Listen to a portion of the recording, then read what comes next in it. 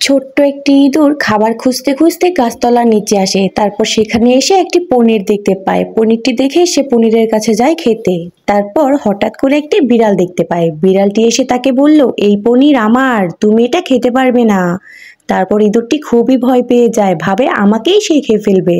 তারপর ছোট্ট ইঁদুরটি খুব ভয় পেয়ে তাকে বলে, প্লিজ আমাকে একটু খেতে দিবে, আমার খুবই খিদে পেয়েছে। ইঁদুরের কথা শুনে বিড়ালের মনটা নরম হয়ে যায়। তারপর বিড়ালটি পনিরটিকে দুই ভাগ করে এক ভাগ বলে নিজে খাবো আর এক ভাগ ইঁদুরটিকে দিল। এই গল্পটা থেকে আমরা এটাই শিখলাম যে দয়া বা বোঝাপড়া দিয়ে শত্রু ও বন্ধু হয়ে যায়। বন্ধুত্বই সবচেয়ে বড় শক্তি। ইঁদুর আর বিড়ালের গল্পটি যদি ভালো লেগে থাকে তাহলে লাইক, কমেন্ট আর সাবস্ক্রাইব করো। আর ডিসক্রিপশনে আমার ফেসবুক লিংক দেওয়া আছে, সেখানে ফলো দিয়ে দাও।